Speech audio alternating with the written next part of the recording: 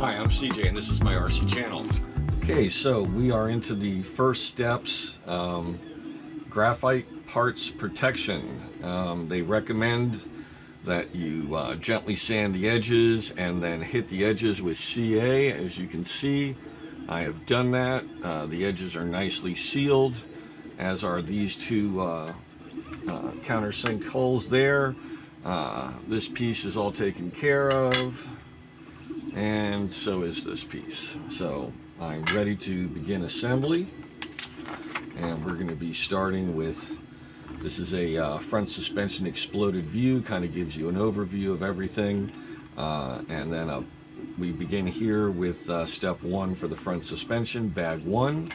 So the first thing I'm going to do is I'm going to open bag one, and I'm going to kind of sort out the various pieces, organize them into my little parts trays, and get ready to start putting this together. I am using two different arms. These are the upper arms, or is it the lower ones? Anyway, I'm using a pair of thinner arms. This is an option part. This is for softer, a softer front end for lower traction, and that's definitely what I'm running on, is asphalt. So these are recommended for that type of situation. So I'm trying to prepare this car for low traction asphalt.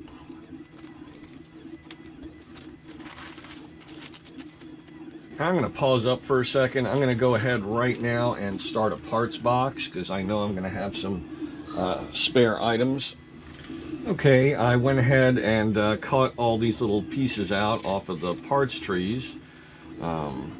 These are all our little suspension pieces, and depending on which direction they face and which ones we use, will determine our suspension angles. For example, these wider ones, we have several with one hole and then several with two holes. The two holes is our outermost point, so if it's facing this way or this way, we are furthest to one side or to the other, and this one is our inner. So again, depending on which way it's facing, those would be our two inner holes. That gives us 4 potential locations in a row, short distance apart from each other, and that allows us to set up our suspension. Now I'm setting these two pieces aside here. I'm not going to be using those. Those are the ones I'm swapping for these smaller arms. As you can see, there's a lot less material there, and it's a slightly narrower setup, so I'll be using the wider configuration when I get to that point, and that makes for a softer front end. So those will get saved. If I find that it's too soft, if the front end is pushing, I can go ahead, change around, go with a different front end setup.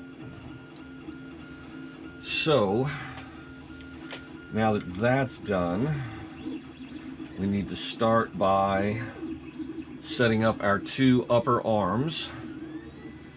And let's see, we need 6 composite balls. That's these that we took off of the tree. They look like they're nice and smooth, so I don't think they need any prepping. So now we need 6 of these. 2, 3. 1, 2, and 3. And we're gonna press the ball into these little sockets. I'm gonna go ahead and use my special pliers.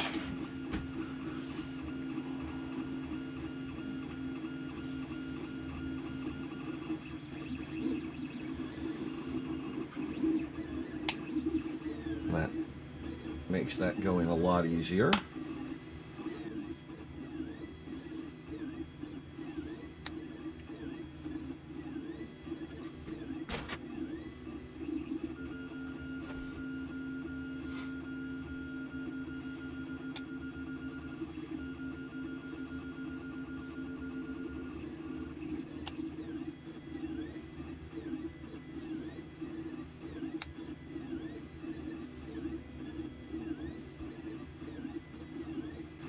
I apologize for the noise in the background. That's my 3D printer going away. Got a lot of 3D projects going. Okay, so now we need two 6mm ball ends. That's going to be these two here. And we need two more of these sockets. Let's see, I do not have an easy way to do that with that pliers. So I think what I'm going to need to do is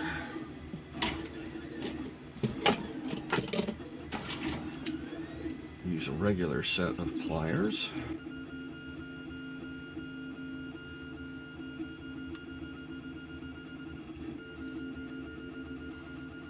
That's one. And two. Easy enough.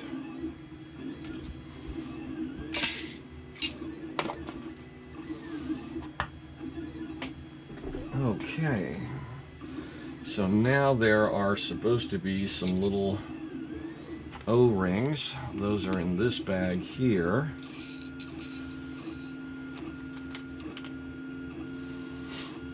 I'm going to go ahead and move these plastic parts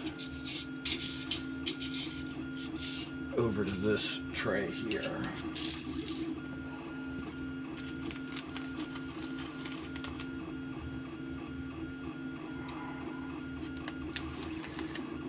This is a very complicated front end, but I think that will benefit us in tuning and performance.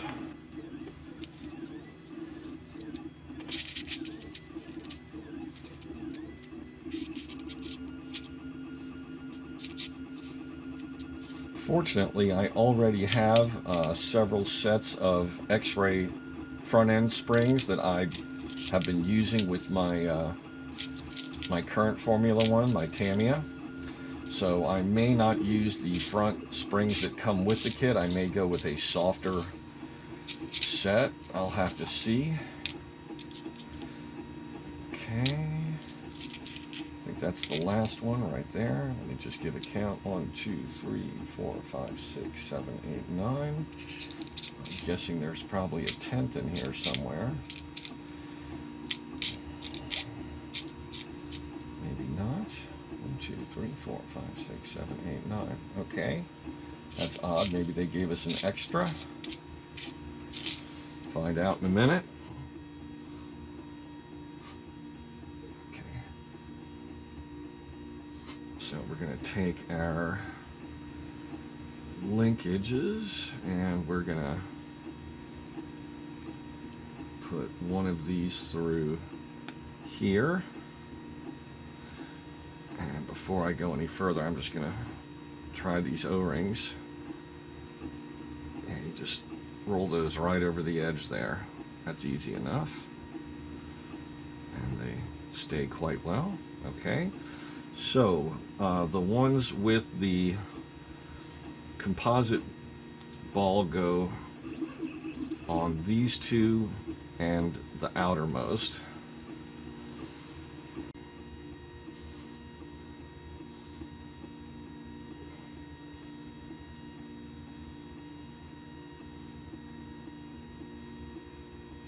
And the ones with the ball end, one of each of those goes through our forwardmost or middle hole here.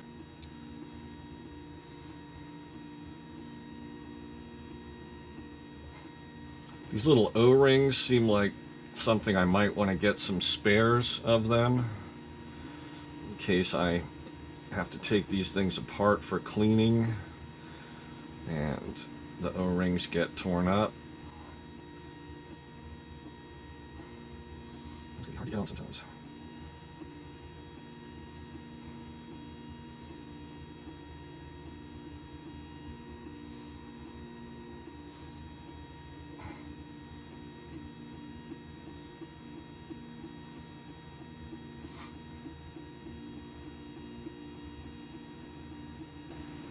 There we go. And then we need one of these two pieces.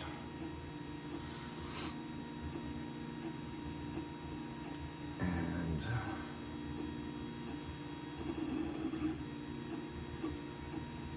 they don't really tell us what size screw we're going to use on there.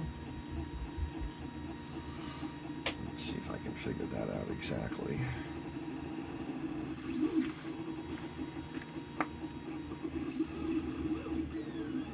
M3x4s.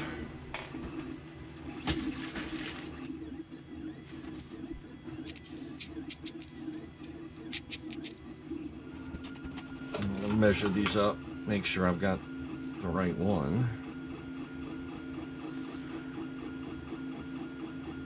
Well, that looks like a 6.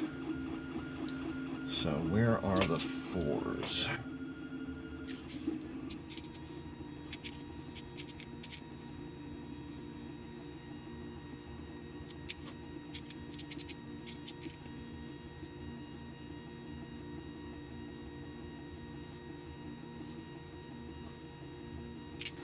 It must be these little silver ones. Yeah, that's it.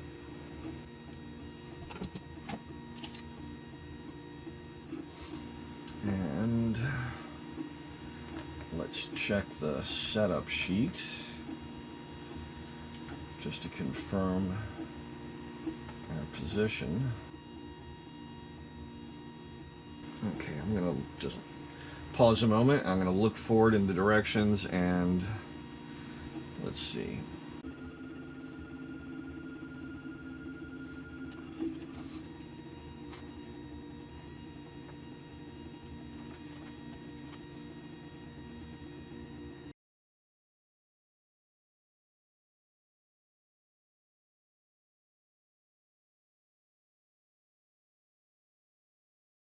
Okay, I think I'm going to be running the wider track, so I will be using the inner of the two holes.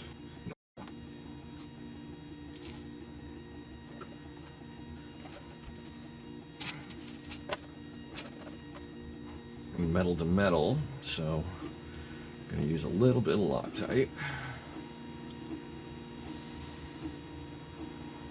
I'm going to do that once these are through. So let's see, inner.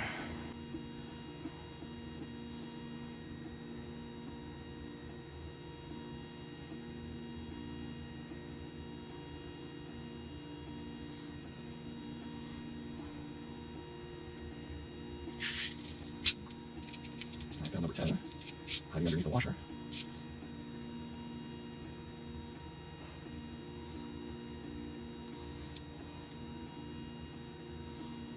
The thing that makes this kit complicated, aside from the incredibly large number of parts, is the large number of tuning features that it has. There's a lot of parts that won't necessarily get used on this build. And I will give you a for instance in just a moment.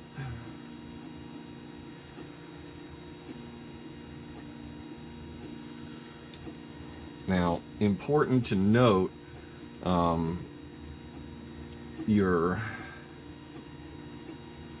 okay, I've got those in incorrectly. Okay, so that needs to go right side up, that needs to go on the other side, which means you need to go like this. Orienting all these pieces is definitely difficult. So take your time, really consult the drawings carefully.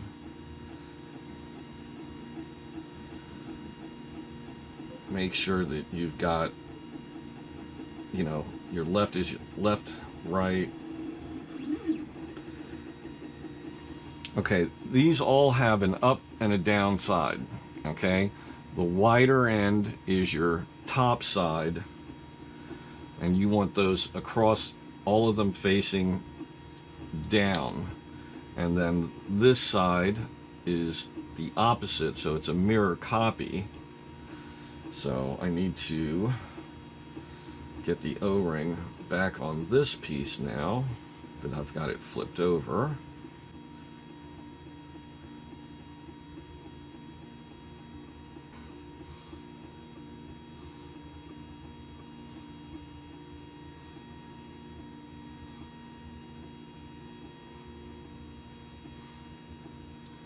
Because of the ball end here, having this threaded piece sticking out, that makes it a lot harder to get the O-ring over. Just be patient.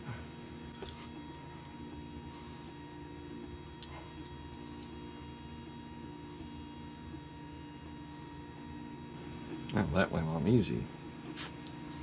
Go figure.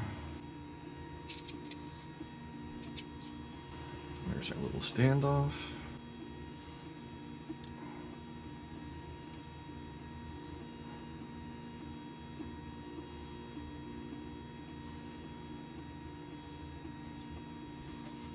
Okay, so there are two arms side by side. Now let me just give you an example of what I'm talking about with the tuning. I mean, right off the bat, we've got an inner and an outer hole here, which gives us a wide or narrow track for this setup here for that. It's kind of like a little shock absorbing bar. It's a damper. It's really what it is. Now, as we move forward into the build, we've got two sets of holes here. Remember, we have forward and back 3 sets of holes. Then when we get to things like our front end here, where these holes mount up, we can have it like this for soft, which is how I'm going to be doing it. Medium, where we have a little carbon fiber brace. And then stiff, where the brace is connected to probably this aluminum piece right here, through its center bolt. So you've got no extra bolts, where you've just got 2 standoffs and 2 arms connected to them here and here. You've got this setup with a cross piece connecting them. That's this piece of carbon fiber. And then the third setup is this piece of carbon fiber with a 3rd bolt through that center hole. So I'm not going to be using this carbon piece at all because I'm going for a soft front end setup. So that's just going to go into storage, things like that. So, you know, there's a tremendous amount of things you can do to adjust the suspension. If you want to tighten it up a little bit, like this would be something you could start with by and not changing a whole bunch of other things at the same time. You could just try that. You could try, you know, moving up to this level here and just tightening up that little part of the front end suspension. I mean, there's so many, you know, think of it as a piano with twice as many keys to potentially play. So let me get back to where I was. We are still just moving off of step 1, the first part of step 1. Now we need to connect these blocks here. So we've got these 2 eyelets, and we need, I think, no, those are square. Okay. No, they're not. They look it in the drawing, but I don't think we have any such part. I think it's just these 2. I think these are going to be our sway bar connectors. So what we want to do is snap these together.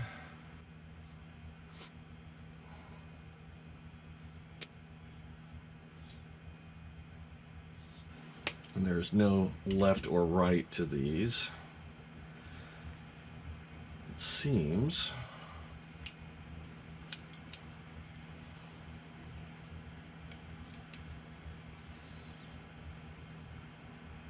Yeah, they're both the same. So now we need to screw them into here, and we need a total height of 19.5 millimeters. That's from here to the bottom of this. So first thing I'm going to do is just shave off that little bit of flashing there so as not to confuse anything.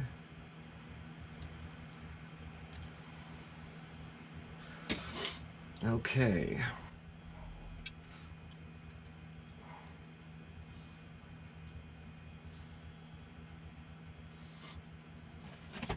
And this is where a caliper comes in really handy.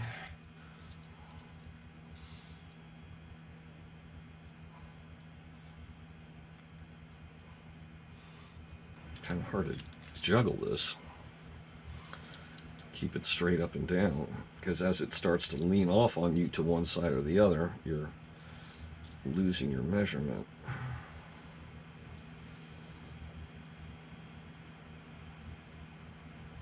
Okay.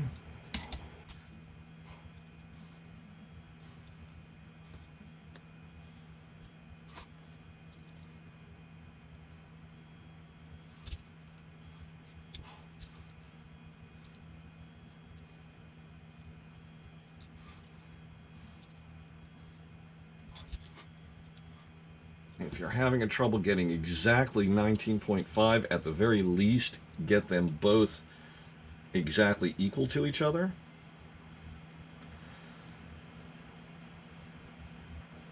Okay, that's 19.51, 52.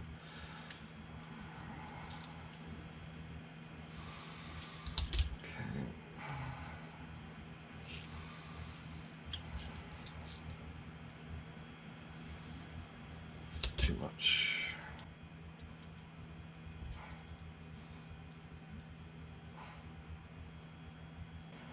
$19.55, so just a little bit.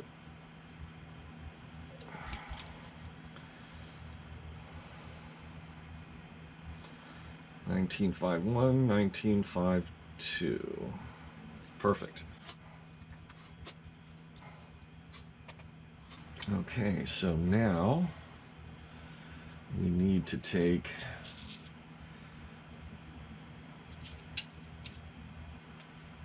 wait a minute, that's the metal one.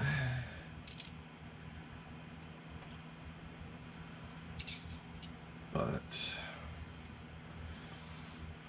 no, that's the short composite ball. That's a short composite ball, and that's the short composite ball. Okay, I did it right.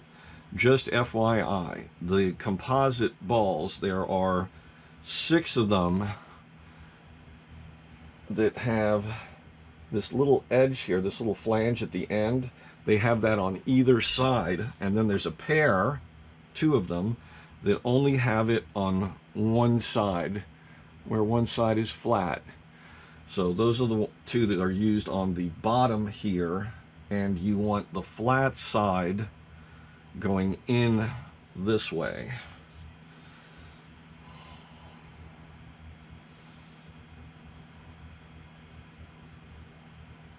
So I've got the flat side facing up, I've got the narrow end of the cup facing down towards it.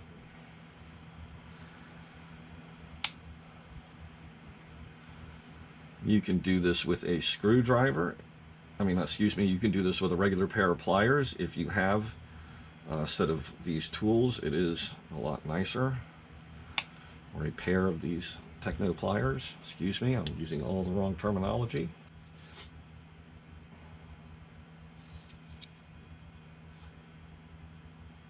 Okay.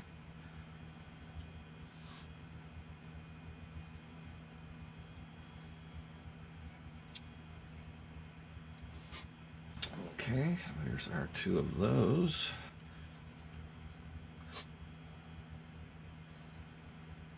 Okay, now we need 2 grub screws, and we have these little plastic caps here, and what we need to do is thread these in. Okay, here's how this goes. We've got our 2 bump stops right here. That's these pieces. And then we have our little plastic stops, and then we have our 8mm grub screw, which is this. So we need these 3 pieces together. We start with the grub screw and the cap.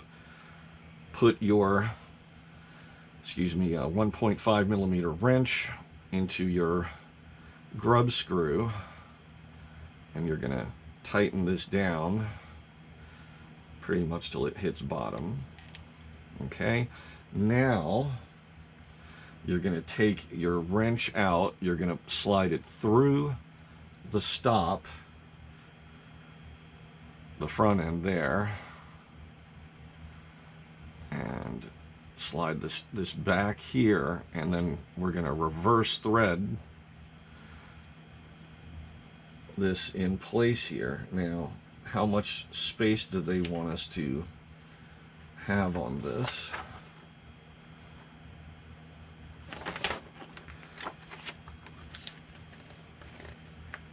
They really don't say, so I think for right now it's probably best to just screw this in until it touches. It doesn't have to be tight.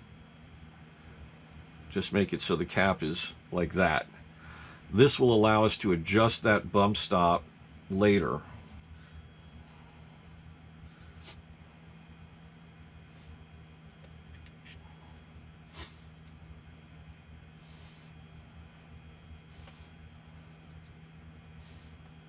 Okay, and now we are going to screw those in place with a pair of M3x6 button heads.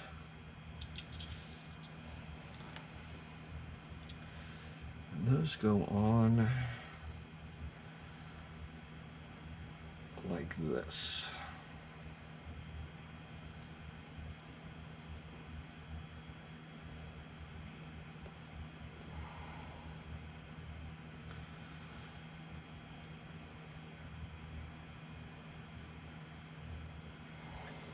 And the screw will go into the bottom. I'm going to see if I have, yep,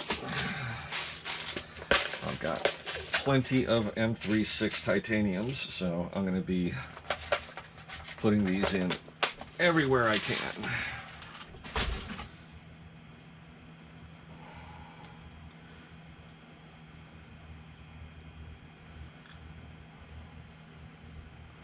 For those of you who don't know, if you're going to race Formula One, it is a weight limited class. So anything that I can shed along the way with titanium screws, I can use later for ballast, and I can move that front or rear as needed to make the car handle better.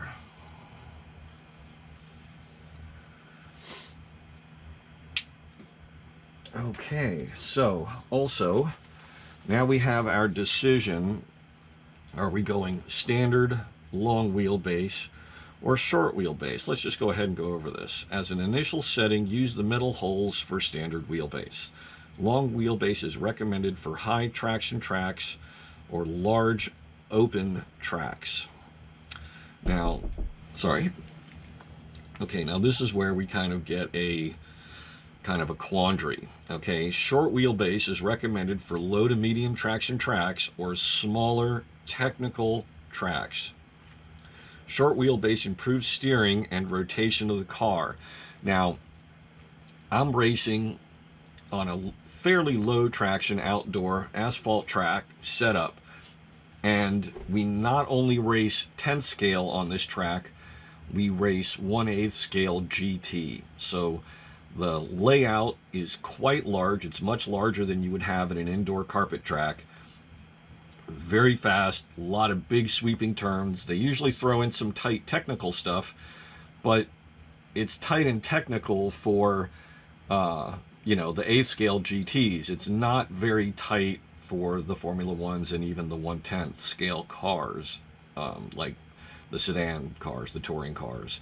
So I think I'm going to go long wheelbase in spite of, because the long wheelbase is recommended for large open tracks, and that's definitely describes the environment that I'm running.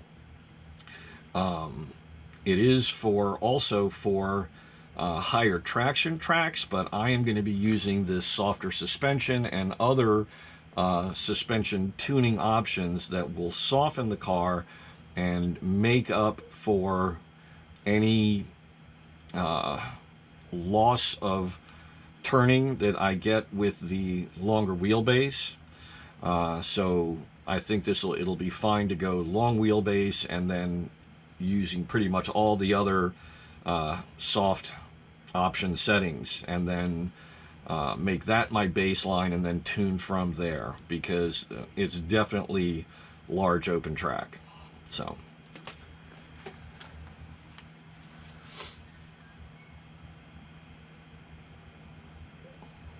those are screwed on.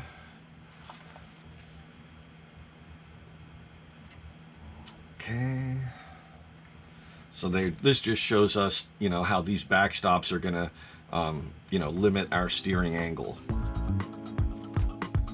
I hope you enjoyed this video. Please click like and please subscribe to my channel.